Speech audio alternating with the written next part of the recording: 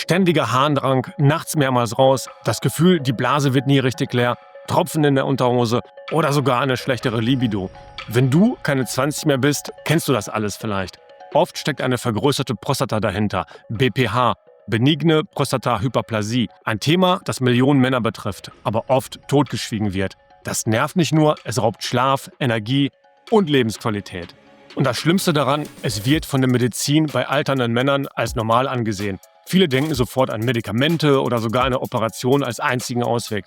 Aber stopp mal. Was, wenn ich dir sage, dass diese Standardlösungen oft nur Pflaster auf einer Wunde sind, die tiefer liegt? Was, wenn die wahre Ursache und damit auch die Lösung viel näher ist, als du denkst? Vielleicht sogar direkt auf deinem Teller. Ja, du hast leider richtig gehört. Deine Ernährung könnte deine Prostata regelrecht füttern und das Problem Tag für Tag verschlimmern. Denk logisch. Warum leiden fast alle Männer heutzutage daran? Die gute Nachricht ist, du hast die Kontrolle. Wissenschaft und Erfahrung zeigen einfache, natürliche Wege, die oft besser wirken als Pillen oder Operationen. Ich zeige dir, was die Daten sagen und starte meine eigene 90-Tage-Challenge, da bei mir auch eine vergrößerte Prostata diagnostiziert wurde. Willkommen bei Life Algorithm, dem Kanal rund um Gesundheit und Fitness. Immer mit Fokus auf das, was wirklich funktioniert, basierend auf Fakten, logischem Denken und gesundem Menschenverstand. Ich bin Arthur und ich helfe dir, dein Leben selbstbestimmt zu gestalten. Heute geht es um ein Thema, das wirklich viele Männer von uns betrifft, die vergrößerte Prostata, in kurz BPH. Aber anstatt nur meine Meinung zu teilen, habe ich mir die Mühe gemacht, wirklich tief zu graben. Ich habe die 16 meistgesehenen YouTube-Videos zum Thema BPH bzw. vergrößerte Prostata im deutschen und englischen Raum analysiert. Ich wollte wissen, was sind die wiederkehrenden Empfehlungen?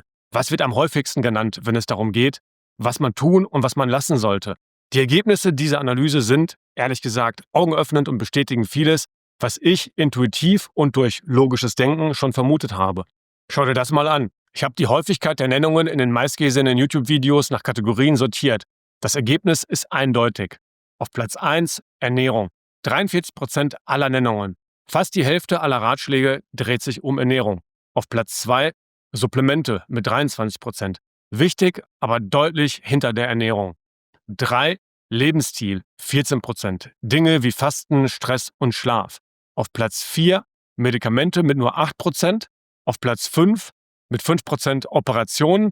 Und auf dem letzten Platz kombiniert Bewegung, Diagnostik, Hormone machen zusammen nur noch 6% aus. Was sagt uns das? Die mit Abstand größten Hebel liegen in unserer Ernährung und unserem Lebensstil. Das ist doch logisch, oder? Was wir unserem Körper zuführen und wie wir leben, hat den größten Einfluss und nicht die Gene. Das ist nur eine Ausrede. In diesem Video zeige ich dir genau, was bei einer vergrößerten Prostata am besten hilft und was die Wissenschaft dazu sagt. In Kapitel 1 die Top-Ernährungsstrategien, die absoluten Schwergewichte aus der Analyse. In Kapitel 2 Lifestyle-Faktoren und die meistgenannten natürlichen Ergänzungen. In Kapitel 3 meine persönliche Geschichte, warum mich das Thema betrifft und wie ich meine Prostata in einer 90-Tage-Challenge wieder schrumpfen lasse. Mach doch mit! Übrigens, die Prinzipien, die wir hier heute besprechen, sind universell. In meinem Video zum Thema Frühstück zeige ich dir, wie wichtig es ist, etablierte Wahrheiten zu hinterfragen. Genau wie eine vergrößerte Prostata. Und in dem Video zur Herzgesundheit gehe ich darauf ein, wie Zucker Entzündungen fördert, ein Kernproblem auch bei der Prostata. Schau da gerne mal rein. Und bleib bis zum Schluss dran, denn ich habe nicht nur einen Bonustipp, sondern auch eine klare Ansage, wie du die Kontrolle zurückgewinnen kannst.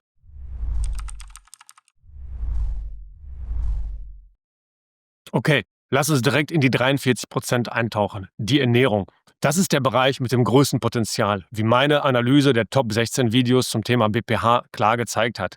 Hier sind die Punkte, die immer und immer wieder genannt wurden, sortiert nach der Häufigkeit. Auf Platz Nummer 1 lycopinreiche Lebensmittel. Der absolute Spitzenreiter Tomaten, am besten gekocht als Soße mit gutem Olivenöl für maximale Aufnahme. Aber auch Wassermelone, rote Grapefruit und Papaya enthalten viel Lycopin.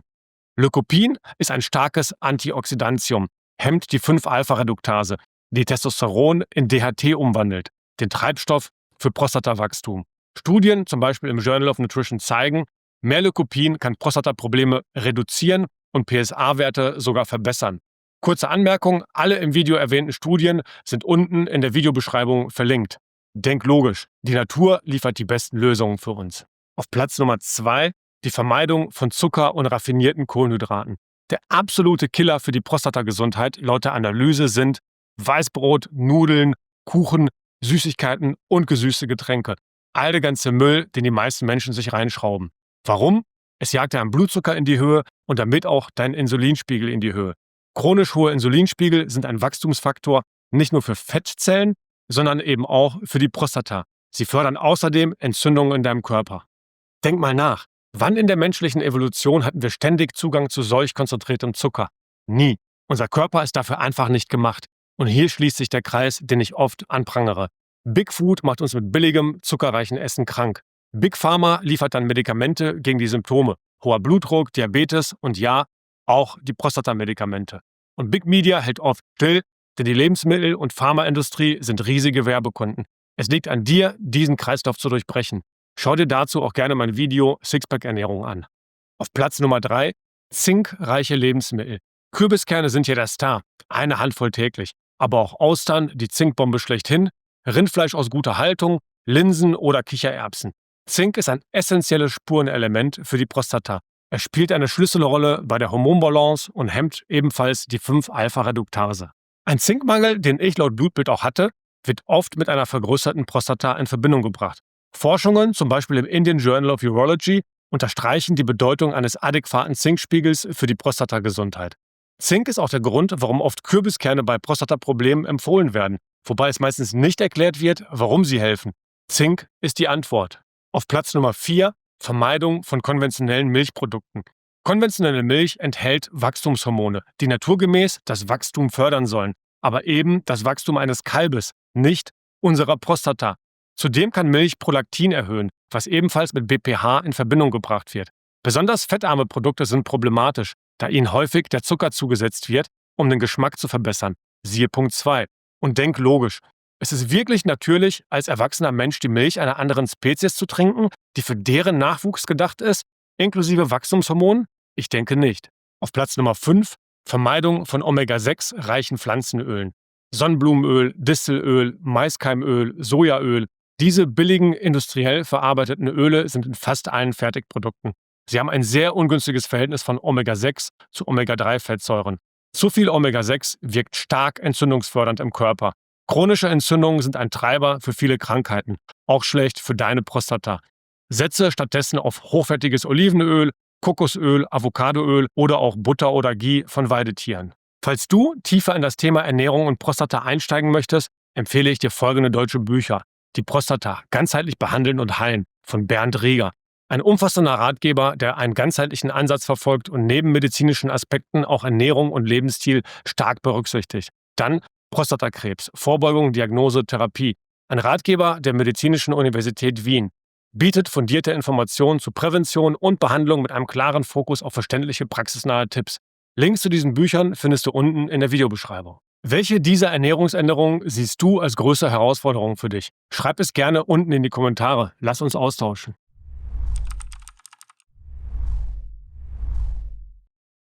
Okay, die Ernährung ist das Fundament mit 43%. Aber meine Analyse hat auch gezeigt, dass Lifestyle mit 14% und Supplemente mit 23% zusammen ebenfalls einen riesigen Anteil ausmachen. Über ein Drittel. Schauen wir uns die Top-Punkte aus diesen Kategorien an. Auf Platz 1 intermittierendes Fasten, ein mächtiges Werkzeug, das immer wieder genannt wird. Es geht darum, Essenspausen in den Tag einzubauen. Zum Beispiel 14, 16 oder 18 Stunden pro Tag nichts essen. Nur Wasser, ungesüßten Tee oder schwarzen Kaffee. Denk logisch. Wir Menschen sind nicht dafür gemacht, 5-mal am Tag zu essen und noch zwischendurch zu snacken. Warum ist intermittierendes Fasten so effektiv? Es senkt den Insulinspiegel drastisch. Denk an Kapitel 1, wie und warum hohes Insulin schädlich ist. Fasten fördert die Autophagie, die Zellreinigung des Körpers und reduziert Entzündungen. Zahlreiche Studien wie im Top-Journal Cell Metabolism belegen die Vorteile von intermittierendem Fasten für den Stoffwechsel und gegen Entzündungen. Fang du langsam an, zum Beispiel mit 12 oder 14 Stunden und denk wie immer logisch. Das ist kein neumodischer Trend, sondern die Rückkehr zu einem natürlicheren Essensrhythmus unserer Vorfahren. Fast in jeder Religion ist Fasten manifestiert. Mein Video zum Thema Frühstück kratzt auch an diesem Thema. Auf Platz 2, hochintensives Intervalltraining, HIIT, High Intensity Interval Training. Bewegung ist wichtig, aber es kommt auf die Art an. Statt stundenlangem Cardio wurde HIIT häufiger genannt. Kurze, intensive Belastungsphasen, zum Beispiel 30 bis 60 Sekunden, Sprinten, Burpees, schnelle Kniebeugen, im Wechsel mit kurzen Pausen. Mit 10 bis 15 Minuten, 2 bis 3 Mal pro Woche. Warum? HIIT kann den Testosteronspiegel auf natürliche Weise optimieren, die Insulinsensitivität verbessern und Entzündungen reduzieren. High-Intensity-Interval-Training nützt auch beim Abbau von Bauchfett, welches Östrogen produzieren kann, und das wollen wir Männer nicht. Wie ich immer zu sagen pflege, der Körper ist die einzige Maschine, die besser wird, wenn man sie belastet. An dieser Stelle möchte ich dir mein Video zum Thema Sixpack-Trainingsplan für Vielbeschäftigte empfehlen. Auf Platz Nummer 3 waren Supplemente, also Nahrungsergänzungsmittel. Hier kommen die 23% ins Spiel. Supplemente sind Ergänzungen, keine Wundermittel und kein Ersatz für eine gute Ernährung und Lebensweise. Wie schon oft in meinen Videos erwähnt, bin ich kein Fan von Supplementen.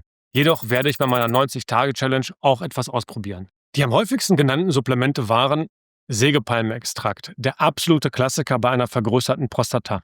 Enthält Phytosterole, die ähnlich wie Zink und Lycopin die 5-Alpha-Reduktase hemmen und so auch die DHT-Produktion reduzieren.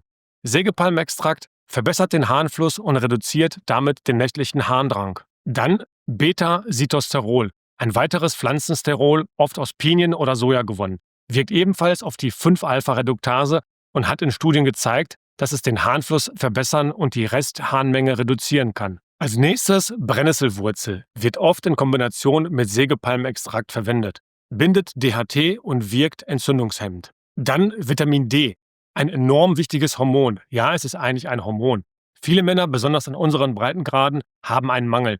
Die Prostata hat Vitamin D-Rezeptoren. Ein guter Spiegel ist wichtig für die Zellregulation und Immunfunktion. Studien deuten auf einen Zusammenhang zwischen niedrigem Vitamin D und erhöhtem BPH-Risiko hin. Lass deinen Spiegel messen. Das Ziel sind 40 bis 60 Nanogramm pro Milliliter und supplementiere gezielt. Oft sind 2000 bis 6000 Einheiten pro Tag nötig. Wichtig, sprich die Einnahme von Supplementen immer mit deinem Arzt oder Therapeuten ab, der sich damit auskennt. Achte auf Qualität und Dosierung. Links zu Produkten, die ich für hochwertig halte, findest du unten in der Videobeschreibung. Auf Platz 4 Alkoholreduktion bzw. Verzicht. Wenig überraschend, Alkohol belastet die Leber, die für den Abbau von Hormonen, wie zum Beispiel Östrogen, zuständig ist. Alkohol kann den Insulinspiegel erhöhen und schwemmt wichtiges Zink aus dem Körper.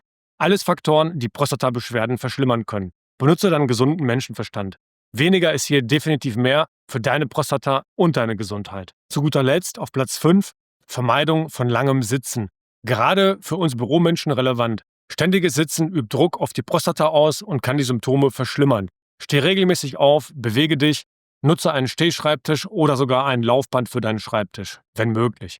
Leute wie Dr. Andrew Huberman liefern in ihren Podcasts oft tiefgehende Erklärungen zu Hormonen, Schlaf, Ernährung und wie alles zusammenhängt. Sehr empfehlenswert, um die Mechanismen besser zu verstehen. Und jetzt noch etwas Motivation. Die beste Zeit anzufangen war vor 20 Jahren. Die zweitbeste ist jetzt. Zögere nicht, diese Lifestyle-Änderungen anzugehen.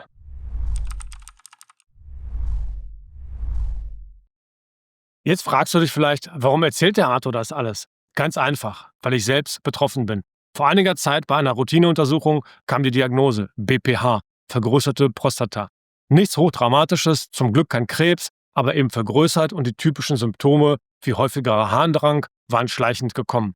Der Urologe war nett, meinte aber klassisch, in deinem Alter kommt das oft vor. Ich empfehle ein MRT, um auszuschließen, dass es kein Krebs ist. Und genau da gingen bei mir die Alarmglocken an. Normal? Das war einer der Auslöser, warum ich meine Ernährung immer radikaler angepasst habe, wie in vielen anderen Videos erwähnt. Einfach akzeptieren und damit leben ist nicht mein Ansatz. Gesundheit ist eine bewusste Entscheidung. Ich will nicht passiv abwarten und Symptome managen, ich will die Ursachen angehen. Meine Recherche, die Analyse der Videos, die Studienlage, all das hat mir gezeigt, die größten Hebel liegen bei Ernährung und Lifestyle. Denk logisch. Es ergibt einfach Sinn, dass das, was wir täglich tun und essen, den größten Einfluss hat. Deshalb habe ich beschlossen, ich nehme das jetzt selbst in die Hand. Ich starte heute meine persönliche 90-Tage-Prostata-Challenge. Was bedeutet das konkret für mich in den nächsten 3 Monaten? Ernährung radikal umstellen bzw. noch weiter optimieren. Basierend auf den Top-Punkten der Analyse, absolut kein Zucker, weiterhin Low Carb, viel Gemüse, vor allem Tomaten gekocht, täglich Kürbiskerne, hochwertige Fette, keine Milchprodukte. Und das ist wirklich die größte Veränderung für mich, weil ich bisher recht viele Milchprodukte und auch Käse und so weiter gegessen habe. Dann Lifestyle optimieren. Tägliches intermittierendes Fasten, was ich schon mache mit 16:8 oder meistens sogar 17 oder 18 Stunden ohne Essen. 5-mal pro Woche kurzes, intensives Training, deutlich weniger bis gar kein Alkohol und weiterhin viel Bewegung im Alltag einbauen. Weniger sitzen mit meinem Bürolaufband im Homeoffice und das werde ich jetzt noch mehr benutzen.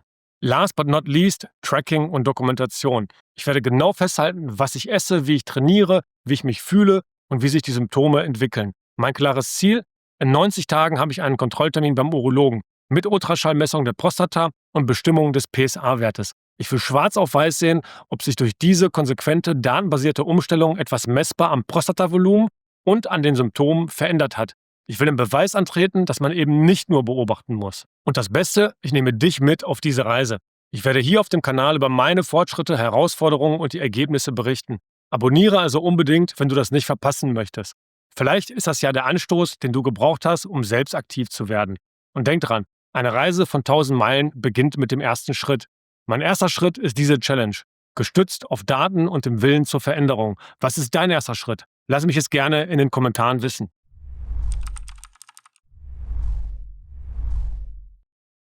Lass uns die wichtigsten Punkte noch einmal auf den Punkt bringen. 1. Daten lügen nicht. Meine Analyse von 16 Top-Videos von YouTube zeigt, Ernährung macht 43% aus. Ist mit Abstand der wichtigste Faktor bei einer vergrößerten Prostata. Lifestyle 14% und Supplemente 23%. Medikamente mit 8% und Operationen mit nur 5% sind weit abgeschlagen. Wie immer im Leben, konzentriere dich auf die großen Hebel. Punkt 2. Die Macht der Ernährung. Fokussiere dich auf Lycopin, zum Beispiel in Tomaten, dann auf Zink, zum Beispiel in Kürbiskernen und auf gesunde Fette. Meide konsequent Zucker, schlechte Kohlenhydrate, konventionelle Milchprodukte und Omega-6-reiche Pflanzenöle. Punkt 3. Lifestyle. Nutze intermittierendes Fasten und High-Intensity-Training. Reduziere Alkohol und langes Sitzen. Punkt 4. Sinnvolle Ergänzungen. Sägepalmenextrakt, Beta-Sitosterol, Brennnesselwurzel und Vitamin D können unterstützen, aber nur auf einer soliden Basis. Sieh es nicht als Abkürzung oder Ausrede.